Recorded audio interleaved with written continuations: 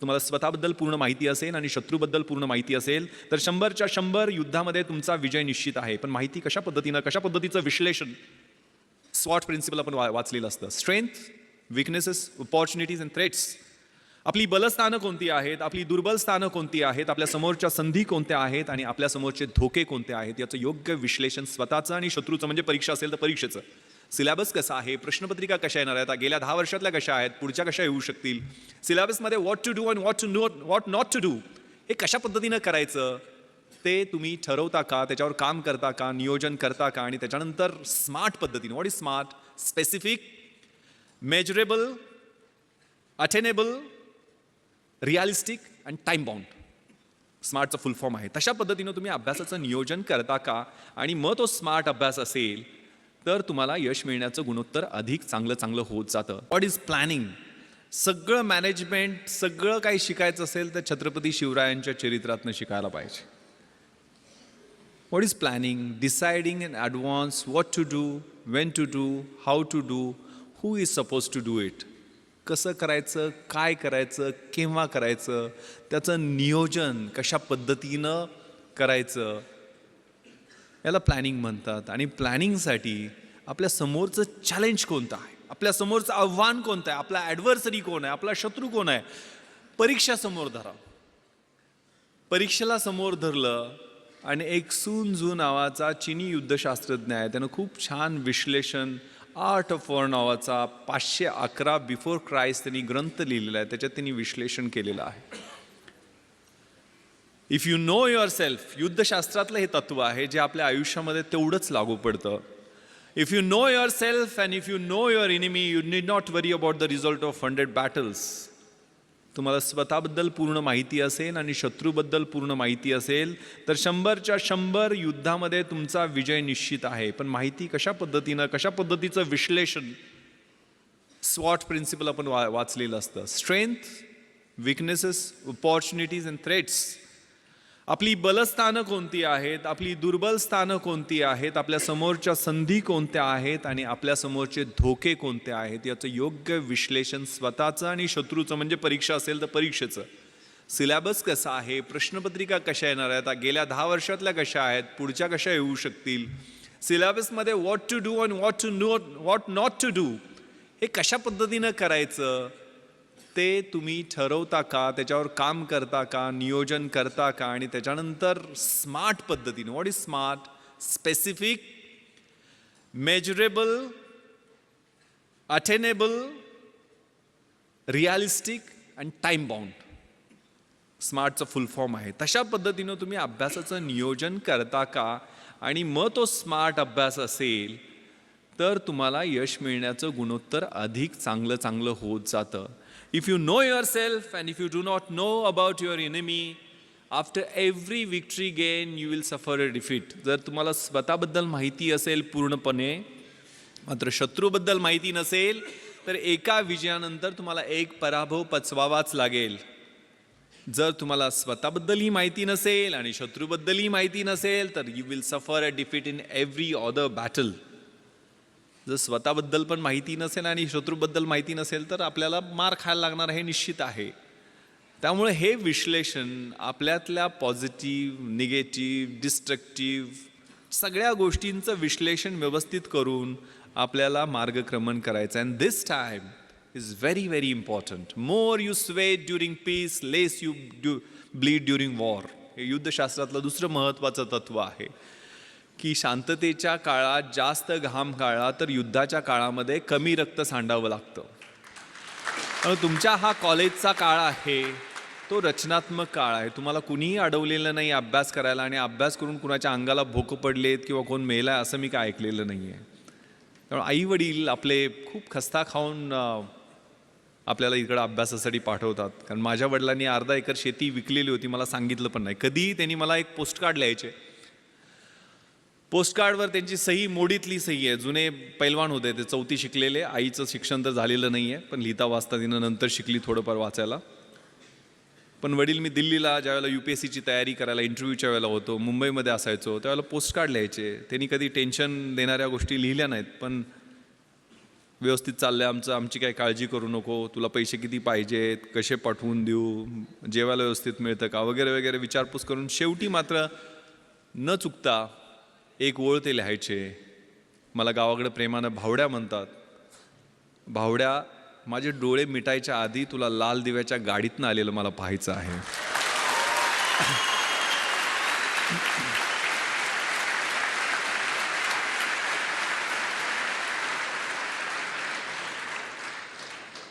मग आग लागायची. कुठं कशी लागायची माहीत नाही, तर किडा पेटायचा. आपल्या त्या निरक्षर असो, अडाणी असो, पैलवान असो, पण माझ्या त्या बापाचं स्वप्न पूर्ण करण्यासाठी मी अभ्यास करणार. आणि मग तिथं कॉम्प्रोमाइज नाही. त्यामुळे प्लॅन केला तो. मग आनंद, मी, सुगंध एकत्र बसून आम्ही कॉलेजला असताना प्लॅन केला. तर तिघंजणं एका खेड्यातली 1800 लोकवस्तीच्या गावातनी 3 पोरं प्लॅन करू शकतात. तर तुम्हाला तिथं इतकं चांगलं इन्फ्रास्ट्रक्चर आहे, पुस्तक आहे, मार्गदर्शक आहेत, सगळ्या गोष्टी उपलब्ध आहेत. एवढ्या सगळ्या गोष्टी असताना घोड्याला फक्त पाण्यापर्यंत आपण घेऊन जाऊ शकतो. त्याला पाणी प्यायचं की नाही हे आपण ठरवायचं आहे. त्यामुळे आपण सगळेजण निर्णय घ्यायचा आहे त्याच्या बाबतीत. त्यावेळेला तो प्लॅन केला. यश अपयश मिळत राहतं, असतं, त्रास होतो, पेन्स होतात, फ्रस्ट्रेशन येतं. जे मी तुम्हाला सांगितलं, मी मरीन ड्राईव्हवरती फिरायचो, पहिल्यांदा इंटरव्ह्यूतनं नापास झालो त्यावेळेला अजून फ्रस्ट्रेशनमध्ये गेलेलो होतो. 21व्या वर्षी मुलाखतीतनं परत आलेलो होतो. पण दुसऱ्याच वर्षी 3 पोस्टवर सिलेक्ट झालो. एक पण नाही. मी पहिल्यांदा MPSCतनं सेल्स टॅक्स इन्स्पेक्टर झालो, नंतर डेप्युटी कलेक्टर झालो आणि IPS UPSCच्या एक्झाममधनं झालो. म्हणजे 12 परीक्षा मी सलग पास होत गेलो. 1996ला 1997ला ट्रेनिंगला गेलो. जो विद्यार्थ्याला विद्या देतो, धन पाहिजे त्याला धन देतो, अपत्य पाहिजे त्याला अपत्य देतो, मोक्ष पाहिजे त्याला मोक्ष देतो, तो गणपती बाप्पा आम्हा पोलिसांना मात्र भरपूर टेन्शन देतो. कारण त्याच्याकडे असणारं अटेन्शन. मग ते अटेन्शन आम्ही बदललं. गावातनं पैसे जमा केले आणि व्याख्यानमाला घेतली. त्यावेळेला निर्मलकुमार फडकुले, शिवाजीराव भोसले असे व्याख्याते आणूनसुद्धा आमचे 44,000 रुपये शिल्लक राहिले. कारण सहकार चळवळ आमच्या भागात ही चांगल्या पद्धतीनं रुजलेली आहे. सगळ्या कारखान्यांनी, सूतगिरण्यांनी चांगली मदत दिली होती. 7 का 8,000 रुपये खर्च आले. 44,000 रुपये. मग करायचं काय याचं? तर गाववाल्यांनी वेगवेगळे प्रस्ताव दिले. कोणी म्हटलं तालीम बांधूयात, कोणी व्यायामशाळा करूयात, कोणी म्हटलं ॲम्ब्युलन्स गावात आणूया, त्याच्यासाठी अजून पैसे जमा करू. पण आम्ही प्रस्ताव दिला की हे पुस्तकासाठी पैसे आम्हाला द्या. आम्हाला काही कथा, कादंबऱ्या, नाटकं, कविता असली पुस्तकं नको. तर आम्हाला MPSC, UPSC, bank recruitment, railway recruitment, army recruitment याच्यासाठी लागणारी स्पर्धा परीक्षेची पुस्तकं पाहिजे. ते वाघिणीचं दूध आम्हाला द्या, आम्ही तुम्हाला रिझल्ट दाखवू. गाववाल्यांनी नाही होय करत पुस्तक आणायला परवानगी दिली. 44,000 रुपये आम्हाला पुस्तकासाठी मिळाले. मी आणि माझे मित्र ती लिस्ट घेऊन पुण्याला गेलो. पुण्यामध्ये जेवढी जमतील तेवढी. त्यावेळेला NCERTची पुस्तकं कुठं मिळतात हे पण माहीत नव्हतं. NCERTची पुस्तक विमाननगरला कुठल्या तरी एका सेंट्रल स्कूलच्या तिथल्या लायब्ररीमध्ये मिळतात म्हटल्यानंतर तिथनं आम्ही जाऊन पुस्तकं आणली. म्हणजे हनुमान जशी संजीवनीसाठी अख्खा डोंगर घेऊन आलेला होता, तशी जेवढी मिळतील तेवढी NCERTच्या पुस्तकात ठराविकच लागतात पुस्तकं. या परीक्षेसाठी व्हॉट नॉट टू डू हे खूप महत्त्वाचं असतं. आणि ते नियोजन, कॉमन सेन्स, परीक्षेची तयारी, म्हणजे हे UPSCसाठी मी बोलत असलो तरी तुम्ही ह्या रेग्युलर गोष्टी तुमच्या रोजच्या जीवनामध्ये सवयी लावून घ्या. कारण अभ्यासाची शैली माझ्या अंगभूत मी करण्याचा प्रयत्न केला होता. मी मोटरसायकलचा नंबर दिसला तरी त्या 786 असेल तर 786 झाली. जगाच्या इतिहासात काय झालं, महाराष्ट्राच्या इतिहासात काय झालं, भारताच्या इतिहासात काय झालं ते आठवायचा प्रयत्न करायचो. डायरी प्रत्येक पानावर माझ्या छोटी डायरी होती त्या ठोकळ्यात. कारण मी इतिहासच माझं ऑप्शनल सब्जेक्ट होता. मी कुठलेही म्हणजे CSR एक माझ्याकडं असायचं नेहमी, जे नेहमी जाताना कुठेही वाचायचो. मी अगदी ॲन्युअल ट्रेनिंग कॅम्पला रुकडीला गेलेलो होतो कोल्हापूरच्या जवळ. 5 महाराष्ट्र बटालियन NCC सर्टिफिकेट मी केलेलं आहे. शेवटच्या वर्षी ज्यावेळेला कॅम्प होता त्यावेळेला CSR घेऊन गेलेलो होतो. आणि तिथं मग वक्तृत्व स्पर्धा जाहीर झाल्या, इलोक्युशन कॉम्पिटिशन. मग त्याच्यात मी पार्टिसिपेशन केलं. इंग्लिश आणि हिंदीच. NCC असल्यामुळे 2च ऑप्शन होते. हिंदी काय जमायचं नाही. इंग्लिश पाठांतर खूप चांगलं होतं पण अर्थ काय कळायचं नाही. एक CSRचा मॅगझिन होतं माझ्याकडं, त्यात नॅशनल इंटिग्रेशनचा निबंध होता. इकडेही विषय नॅशनल इंटिग्रेशन, पण तो निबंध देशात पहिला आलेल्या मुलाचा होता. आणि तो निबंध मी काहीही कळत नसताना जसाच्या तसा पाठ केला आणि मी पहिला नंबर काढला.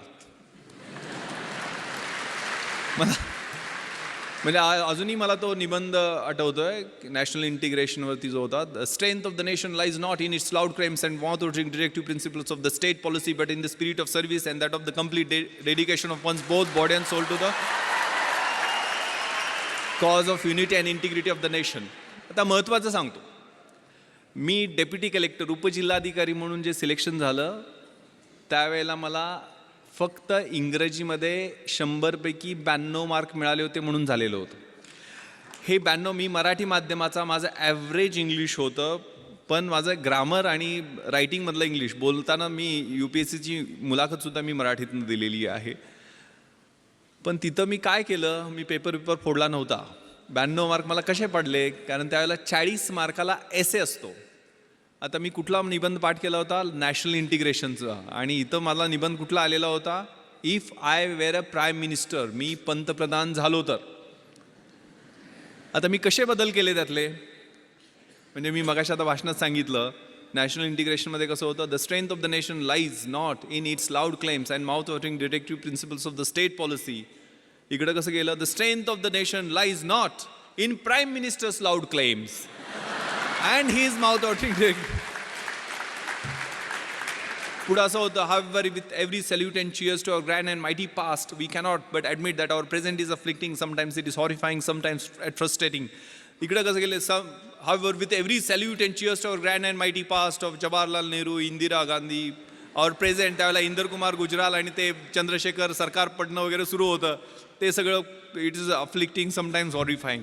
असे व्यवस्थितपणे फिलिंग द ब्लँक्स केले आणि व्यवस्थितपणे पेपर तो लिहिला आणि 92 मार्क मिळाले आणि मी डेप्युटी कलेक्टर होऊ शकलो. हा प्रयोग माझ्या मित्रानं केला आणि त्याला 37 मार्क फक्त पडले. त्यामुळं हा प्रत्येकाचा इंडिव्हिज्युअल अप्रोच असतो, प्रत्येकाच्या अभ्यासाची शैली ही वेगळी असते. माझी दुसरं कारण मी डेप्युटी कलेक्टर होण्याचं, माझा समाजशास्त्र विषय मी घेतलेला होता. कधी घेतला, ज्यावेळेला MPSC प्रिलिम्सचा रिझल्ट लागला आणि मी पास झालो आहे आणि 1.5 महिन्यांनी MPSCची मुख्य परीक्षा आहे हे माहीत झाल्यानंतर मी समाजशास्त्र विषय घेतला. कारण मराठी लिटरेचर माझा दुसरा ऑप्शनल सब्जेक्ट UPSCच्या अभ्यासासाठी, IAS IPSच्या तयारीसाठी मराठी साहित्य होता. पण MPSCमध्ये मराठी साहित्याचा चांगला स्कोअर होत नाही आहे, त्यामुळे मला माझ्या मित्रांनी सांगितलं की तो विषय घेऊ नको. मग मी समाजशास्त्र विषय घेतला. समाजशास्त्राचं सोशॉलॉजीचं स्पेलिंग सोडून मला काहीही माहीत नव्हतं. मी बाजारात गेलो, सगळ्यात छोटं पुस्तक असेल ते निवडलं आणि ते 175 पानाचं पुस्तक घेऊन आलो. आणि माझा एक मित्र संजय देशमुख, जो MPhil इन सोशॉलॉजी झालेला होता, त्याला म्हटलं मला जरा मार्गदर्शन कर रे, माझं 7 दिवस मी देऊ शकतो या विषयाला, मला समाजशास्त्र विषयात चांगले मार्क्स पाडायचे आहेत. तोही मेन्सला होता. तो 3 ठोकळे त्यानं मोठे मोठे काढले आणि जवळजवळ 350-400 डेफिनेशन्स इंग्लिशमध्ये त्याला पाठ होत्या. आणि असं टेन्शन दिलं की म्हटलं आता आपण गळ्यात दगड बांधलेला आहे आणि उडी मारलेली आहे आणि 100% बुडणार. मात्र ते 7 दिवस त्या पुस्तकाबरोबर मी अभ्यास केला, म्हणजे रोमॅन्स केला, लिटरली कॉन्सेप्ट समजून घेतले.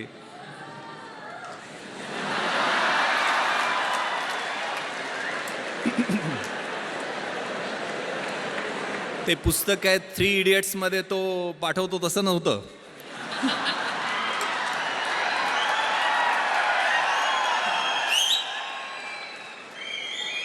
आणि तुम्हाला विश्वास बसणार नाही, माझं मार्कशीट तुम्हाला मी दाखवेल.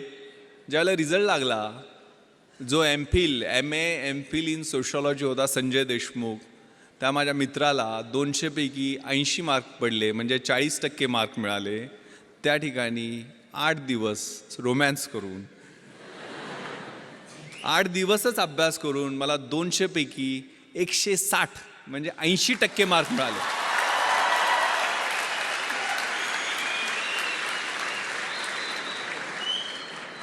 अगेन मी पेपर फोडला नव्हता, किंवा पेपर फोडून सुद्धा समाजशास्त्रात विश्लेषणा पद्धतीनं मार्क मिळत नाहीत. काय केलं मी? Common sense.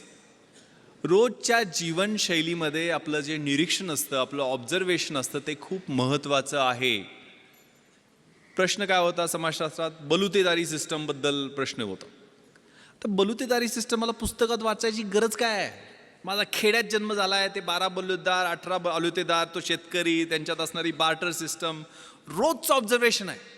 आणि माझ्या विश्लेषणात्मक पद्धतीने मी इंडिपेंडंट त्याचं ॲनालिसिस केलं, कुठलंही बॅकग्राऊंड नसताना. कारण या परीक्षा म्हणजे तुमच्यातल्या ऑफिसर लाईक क्वालिटीज या पाहत असतात, चेक करत असतात. त्यामुळं या बल्युटरी सिस्टममध्ये परफेक्ट मी विश्लेषण करून त्याचं उत्तर लिहिलं. दुसरा प्रश्न होता काय? सेक्युलरिझम, धर्मनिरपेक्षतावाद. धर्मनिरपेक्षतावाद मला सोशॉलॉजीच्या अँगलनं माहीत नव्हता, पण मला सेक्युलरिझम हे इतिहासाच्या अँगलनं खूप चांगलं माहीत होतं. कारण युरोपमध्ये 30 इयर्स वॉर झाला, त्यात ट्रिटी ऑफ ट्रॉस्की झाली, त्यातनं सेक्युलर म्हणजे प्रोटेस्टंट अँड कॅथलिक्समध्ये वॉर झालं, आणि त्यातनं ह्या कॉन्सेप्टचा उदय झालेला आहे. त्यामुळे त्याचं रिलेव्हन्स आपल्या देशाच्या दृष्टीने कितपत आहे, टॉलरन्स आणि सेक्युलरिझमचं कम्पॅरिझन, हे इतकं चांगल्या पद्धतीने मी जगाच्या इतिहासाच्या अनुषंगानं लिहिलं की इतरांपेक्षा वेगळं उत्तर झालं. Winners don't do different things, they do the things differently, असं काहीतरी म्हणतात. आणि मला एवढे मार्क मिळाले. त्यामुळं आपला जो ध्यास आहे, म्हणजे ज्ञानाचा ध्यास, अभ्यासाचा ध्यास, हे खूप छान संस्कृत सुभाषित मला माझ्या शिक्षकांनी, 7वीला माझं संस्कृत होतं, मी शिराळ्याला शाळेला गेलो त्यावेळेला, विद्वत्वांच नृपत्वांच नैवम तुल्य कदाचन स्वदेशे पूज्यते राजा विद्वान सर्वत्र पूज्यते. विद्वत्तेची आणि राजसत्तेची ही तुलना कधीही होऊ शकत नाही आहे. कारण राजाची त्याच्या स्वतःच्या राज्यामध्ये पूजा होत असते, परंतु विद्वानाची पूजा ही पूर्ण जगामध्ये होत असते. त्यामुळे अभ्यासाचा ध्यास ठेवायचा आहे. मी IPSमध्ये सिलेक्शन झालं त्यावेळेला माझं क्वालिफिकेशन होतं BA इतिहास, शिवाजी विद्यापीठ कोल्हापूर, मराठी माध्यम.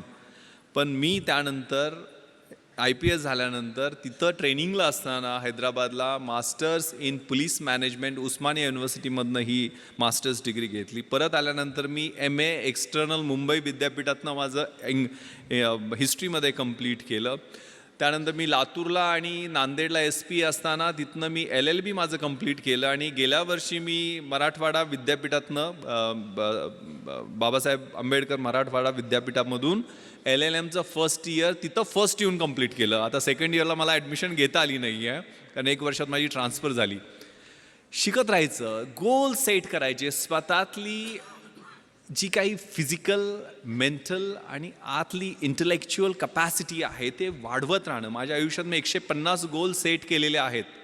मी आज म्हणजे माननीय थोरात साहेबांनी एवढा आग्रह केला, मी अँटीबायोटिक्सवर आहे. कारण मी माझ्या मुलीनं मला सांगितलं की तुम्ही सगळं, तिला पाहण्याची हौस आहे. म्हणजे ती म्हटली की मला ते जगातल्या गोष्टी दाखवणं, मला पार्लमेंट दाखवा, मला प्रेसिडेंट हाऊस जिथं doctor APJ Abdul Kalam sir बसायचे त्या हाऊसमध्ये घेऊन चला. म्हणून मी दिल्लीला तिला सगळ्या गोष्टी, सगळे फोर्ट तिला दाखवले, जोधपूरला घेऊन गेलो, जैसलमेरला घेऊन गेलो, बॉर्डर दाखवली, माझं बॅचमेट तिथं BSFमध्ये IG असल्यामुळं.